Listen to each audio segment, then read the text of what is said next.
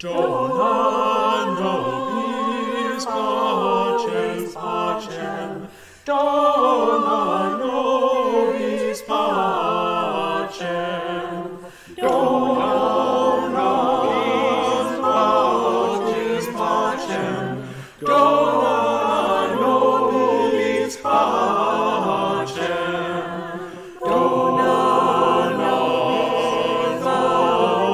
pacem, dona nobis pacem, dona nobis pacem, pacem, dona nobis pacem,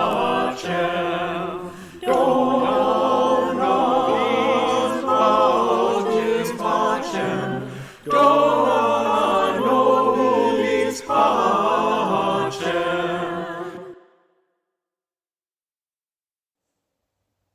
We light this chalice, symbol of Unitarian Universalism. May it remind us of the divine spark in all of creation, the power of love to heal what is broken, and to be grateful for life's blessings each day. We light this candle in solidarity with the Black Lives Matter movement and work for the day in which Black lives are treated equitably with dignity and justice. Welcome to the First Unitarian Church of Oakland online worship experience. My name is Alana Kelly, and I serve this congregation as a worship associate and acting member of the Board of Trustees. Hello, my name is Susan Kiter. I've been a member of this beloved community since 2016. I serve the church as a worship associate, as a part-time member of the music staff, and as a member of the mighty crescendo choir that you heard at the beginning of this service. Here, we are building a multiracial, multicultural, multi-generational, anti-racist religious community. We come to this place with open hearts and the fervent wish to keep our eyes, ears, and minds just as open. We are here to see, listen, and learn. We acknowledge that bending the arc of the future toward justice is a daily practice of concrete choices. All are invited to be a part of our ministry to a world that hungers for healing and wholeness. All who desire to raise up and praise those who have been excluded and marginalized. All who desire to craft a just future from the rough and painful lumber of the past and present are welcome here. Our theme this morning is hope, not fear.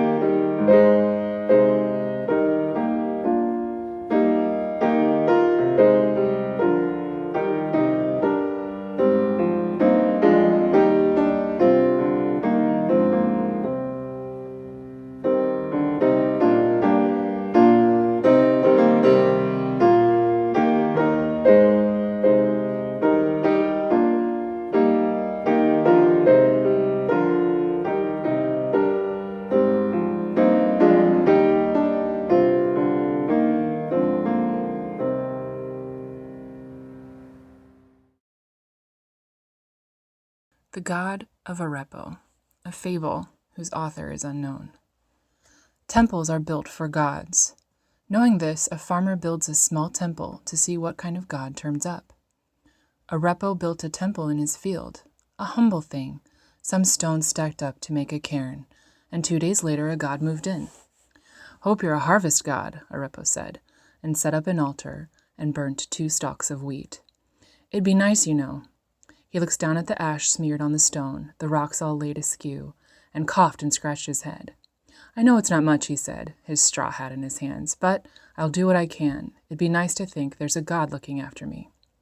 The next day he left a pair of figs. The day after that he spent 10 minutes of his mornings seated by the temple in prayer. On the third day, the God spoke up.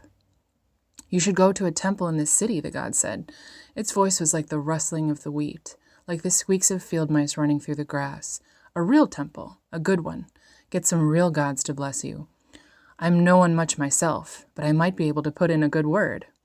It plucked a leaf from a tree and sighed. I mean, not to be rude, I like this temple. It's cozy enough. The worship's been nice. But you can't honestly believe that any of this is going to bring you anything. This is more than I was expecting when I built it, Arepo said, laying down his scythe and lowering himself to the ground.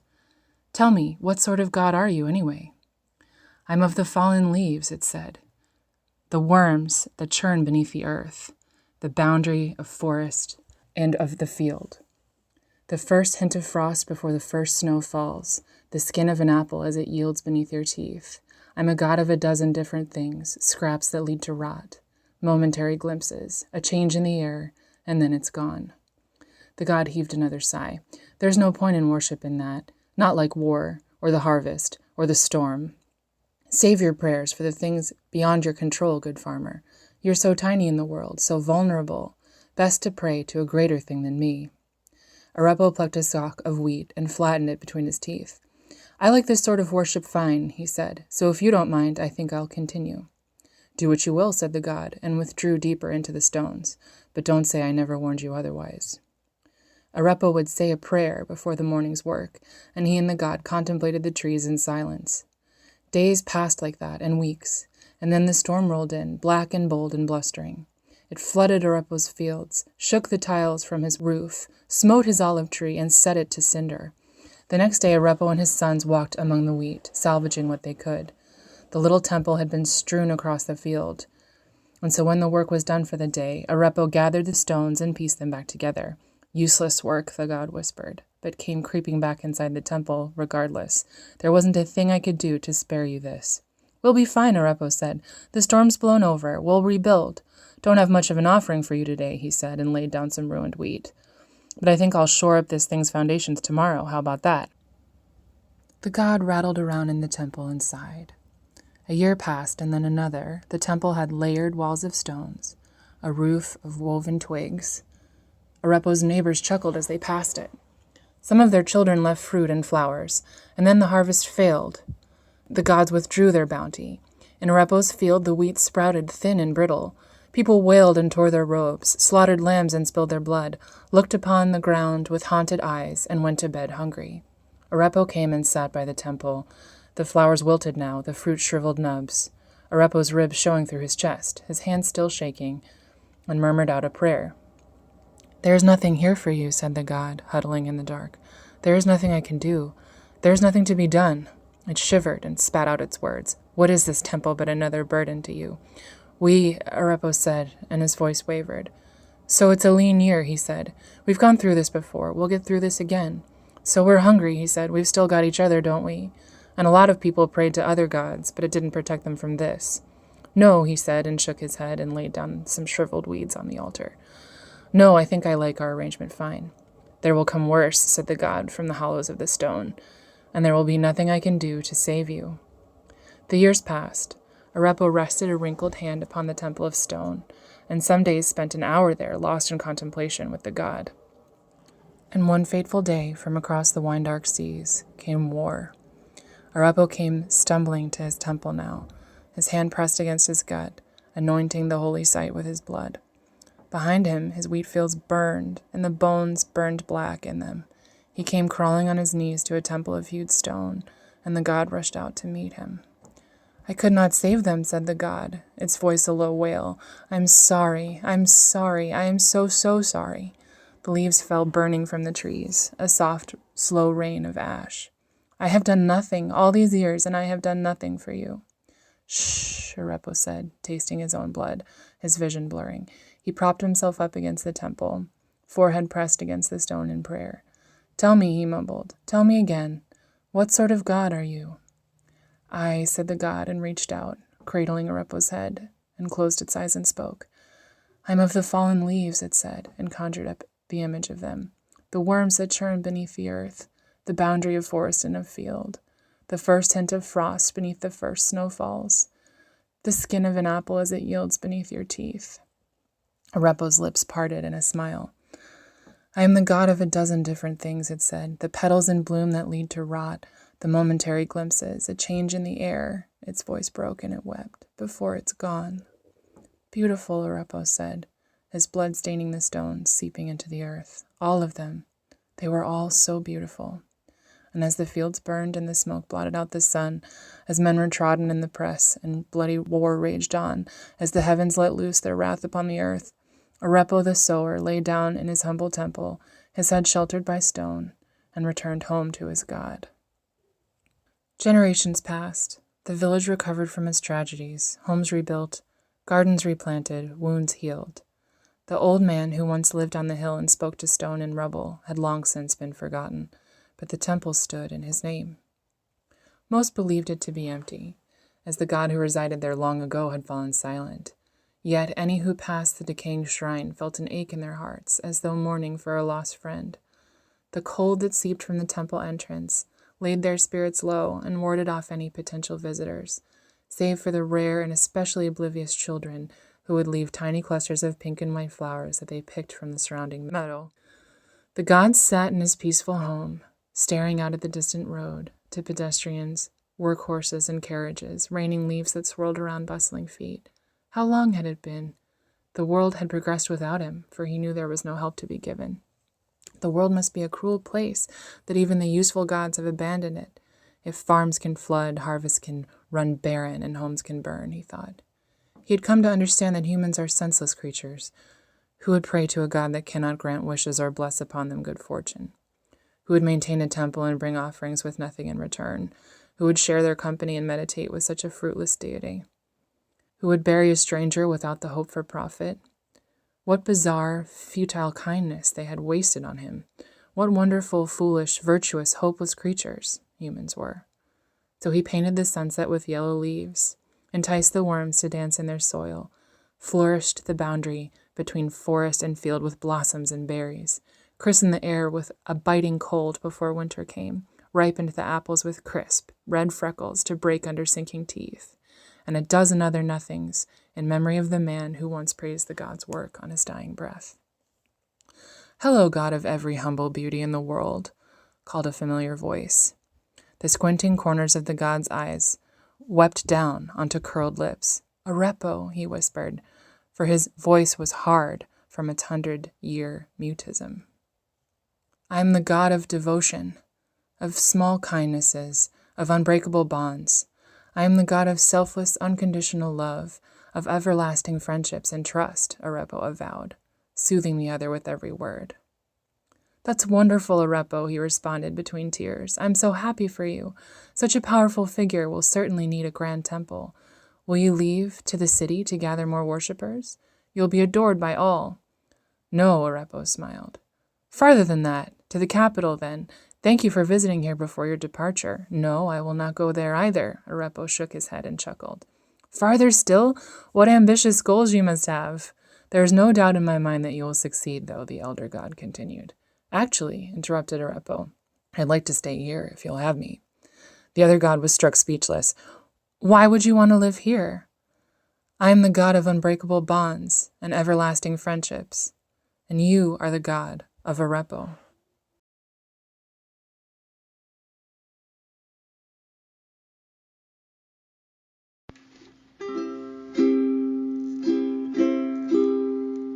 Spirit of life, come unto me.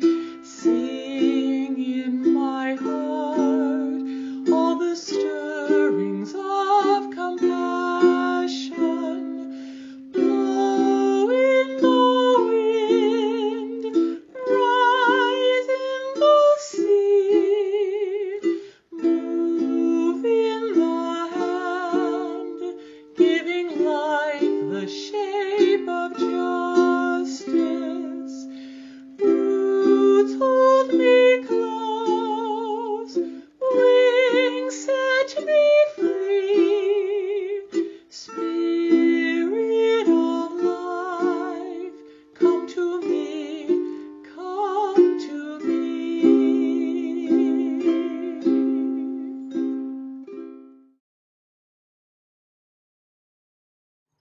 The Rhythm by Tara Moore. In any creative feat, by which I mean your work, your art, your life, there will be down times, or so it seems. Just as the earth is busy before the harvest, and a baby grows before its birth, there is no silence in you. There is no time of nothingness. What if, during the quiet times, when the idea flow is hushed and hard to find, you trusted, and yes, I mean trusted, that the well was filling, the waters moving? What if you trusted that for the rest of eternity, without prodding, without self-discipline, without getting over being yourself, you would be gifted every ounce of productivity you need? What would leave you? What would open? And what if during the quiet times you ate great meals and leaned back to smile at the stars and saw them there as they always are, nourishing you? There are seasons, and harvest is only a fraction of one of them. We forget this. There is the rhythm that made everything.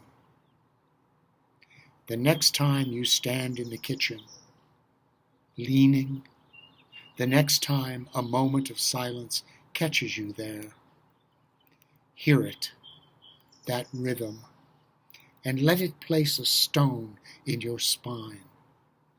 Let it bring you to some place beautiful.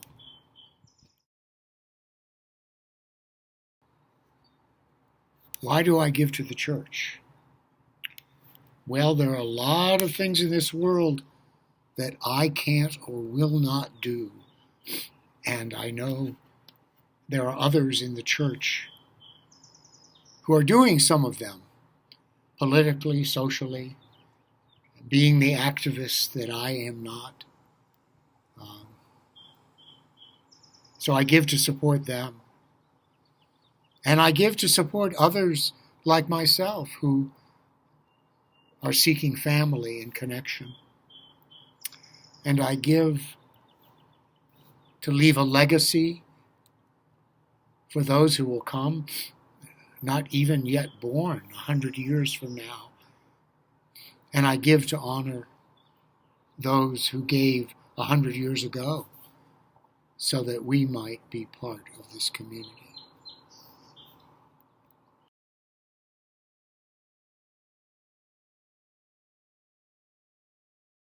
The giving link on the website brings you to this page. Click one-time donation and you get to this page. You roll to the bottom and you'll be able to put in the amount. You can also put a remark about your donation in the box on the right. Check the date and the amount on the bottom.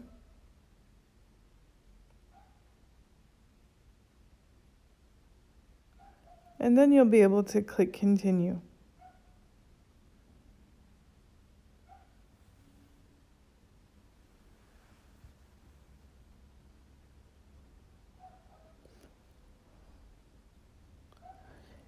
That will take you to the payment page, credit or debit card, checking or savings.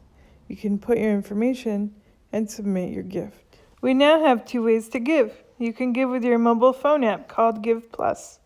Look for the Give Plus app. Link to full instructions follow, and the link will be below the video in the description. Look for an icon similar to this design. To find the instructions, type bit.ly/give+instructions in complete words in your browser bar.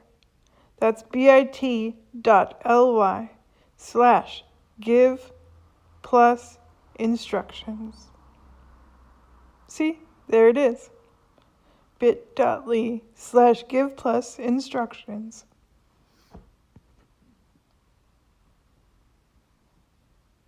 You can even print them out to follow along. If you need help, email the finance team @uuoakland.org. That's financeteam@uuoakland.org. And many thanks to the finance team for their work in making this possible. I am grateful for the things that you have done. Yes, I'm grateful for the victories we won.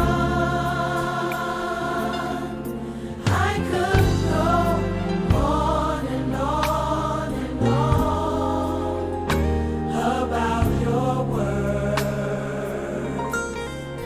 because I'm grateful, grateful, so grateful just to praise you, Lord.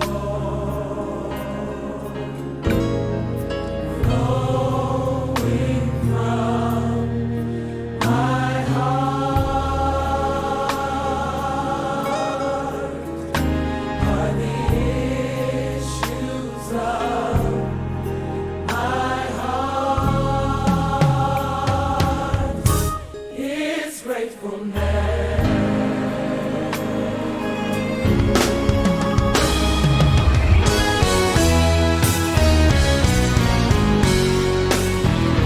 Grateful, grateful, grateful, grateful, grateful, grateful, grateful, grateful, grateful, grateful, grateful, gratefulness is flowing from my heart. Grateful, grateful, grateful, grateful, grateful, grateful, grateful, grateful, grateful, grateful, grateful, gratefulness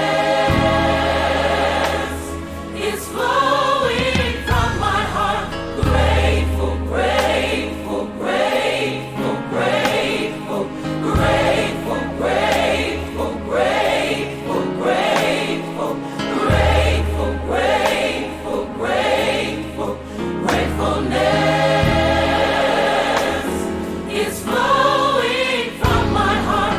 Grateful, grateful, grateful, grateful, grateful, grateful, grateful, grateful, grateful, grateful, grateful, gratefulness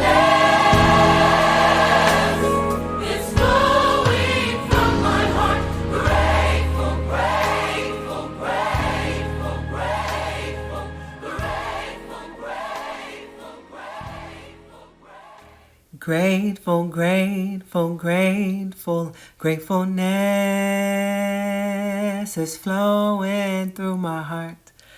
Oh, what a perfect song to be included in this service, because I am so grateful to be worshiping with you all the way from the East Coast.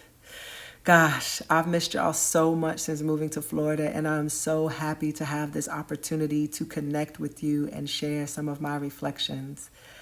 I got to say that just before receiving this invitation, I had literally just been in meditation and had just written a journal entry on this exact topic of hope and not fear. I had previously been in a emotional space of feeling a lot of anxiety, similar to I'm sure some other folks have been feeling, related to this COVID-19 situation. And when I find myself filled with a lot of anxiety, I tend to pray about it and have a lot of conversations with God. And on this particular morning that Susan later called me on, I had the experience of feeling like Spirit was calling me to remember that this isn't the first time that we as a people have encountered suffering and tragedy and have found a way to overcome it, that this isn't the first time that we're experiencing a lot of these sufferings, and we can use our history to show that we've made it through. And The way that all of this was conveyed to me was through the writing that I'd like to share. It goes, "This isn't the first time we faced disease, systemic violence, and preventable death with Black and brown people bearing the brunt. This isn't the first time the government has given financial bailout to corporations instead of households, economic health over human beings in the forefront. This isn't the first time a leader lacking compassion and competence has torn apart families and deepened our country's divides. This isn't the first time well-meaning white folks have witnessed disproportionate suffering among non-whites, and yet they still acting surprised. This isn't the first time capitalists have exploited and profited off of the sick, the disabled, the elderly, and poor people's pain. This isn't the first time religious extremists have used global crisis as an excuse to curse and damn the most marginalized in God's name. But the God I know is all-loving, and this won't be the last time divine power stimulates world healing and triumphant turnaround. This won't be the last time collective hope, faith reaching back through generations, will be needed to plant our futures in solid ground. This won't be the last time our individual voices, individual votes, individual efforts will contribute to making justice true across every land. And this won't be the last time our physical distance encouraged us to reach out with our hearts and minds instead of our hands. We got this, y'all. Hold on to faith, hold on to hope, hold on to love, and never let go. I love y'all. Peace.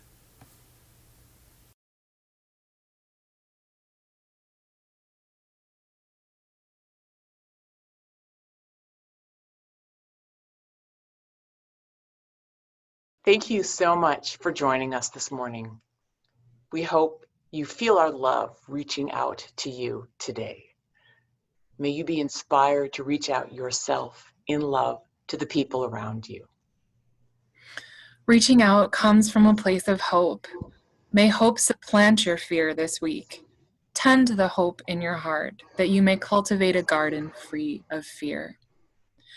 Amen. Amen. Ashe. And blessed be.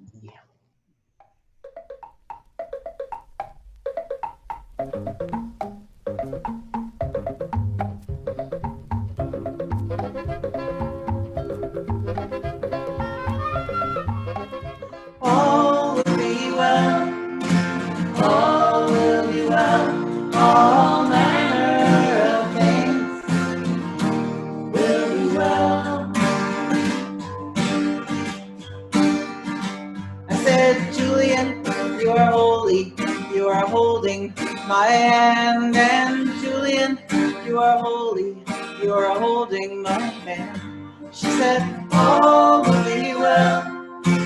All will be well, all manner of things will be well.